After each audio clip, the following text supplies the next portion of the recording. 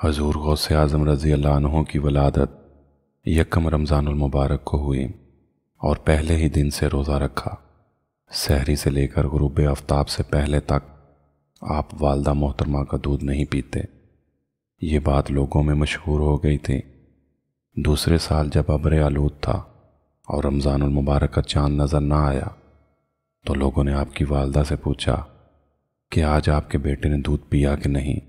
آپ رضی اللہ عنہ کی والدہ نے انہیں بتایا کہ آج میرے لخت جگر نے دودھ نہیں پیا ہے۔ تحقیق کے بعد پتہ چلا کہ اس دن رمضان المبارک کی پہلی تاریخ تھی۔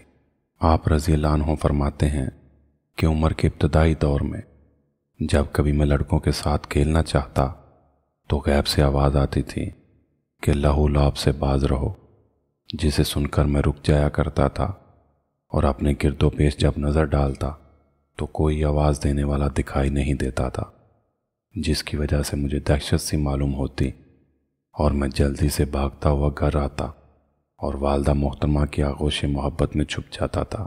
تعلیم کی ابتدا۔ سرکار غوث اعظم رضی اللہ عنہ کی عمر جب 5 سال کی ہوئی تو آپ رضی اللہ عنہ کی والدہ محترمہ نے جیلان کے ایک مقامی مکتب میں داخل کرایا۔ 5 سال تک یہاں تعلیم حاصل کرتے رہے اور بہت سارے علوم و فنون پر دسترس حاصل کی۔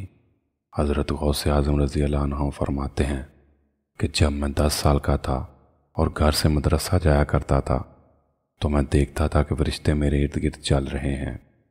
جب میں مکتب میں پہنچتا تو میں سنتا تھا کہ فرشتے بچوں کو کہہ رہے ہیں اللہ تعالیٰ کے ولی کو بیٹھنے کے لیے جگہ دو۔ حضرت غوث اعظم رضی اللہ عنہ فرماتے ہیں کہ میں 9 عمر تھا۔ یوم عرفہ 9 ذوالحج کے دن میں صحرا میں گیا اور کھیتی کے بیل کے پیچھے ہو لیا۔ بیل نے مڑ کر آپ رضی اللہ عنہ کی طرف دیکھا اور کہا، اے عبد القادر، آپ کسب کاروبار کے لیے پیدا نہیں ہوئے اور نہ ہی جانوروں کی دیکھ بھال کے لیے پیدا ہوئے ہیں۔ میں گھبرا کر گھر آ گیا اور مکان کی چھت پر چڑھا تو حجابات اٹھا دیے گئے اور میں نے شہر کے لان ایران سے دیکھا کہ حجاج کرام میدان عرفات میں جمع ہیں۔ میرے دل میں علم دین حاصل کرنے کا شوق جنوں پیدا ہو گیا۔ میں نے والدہ ماجدہ سے عرض کیا کہ مجھے اللہ تعالیٰ کی راہ میں وقف کر دیں اور مجھے اجازت دیں کہ بغداد جا کر علم دین حاصل کروں۔ والدہ نے سبب پوچھا تو آپ نے سارا واقعہ بیان کر دیا۔ والدہ ماجدہ کی آنکھیں اشک بار ہو گئیں۔ انہوں نے آپ کے والد ماجد کے چھوڑے ہوئے 80 دیناروں میں سے 40 آپ کو دیے اور انہیں صدری میں سی دیا۔ بقیہ 40 دینار آپ نے آپ کے بھائی کے لیے رہنے دیے۔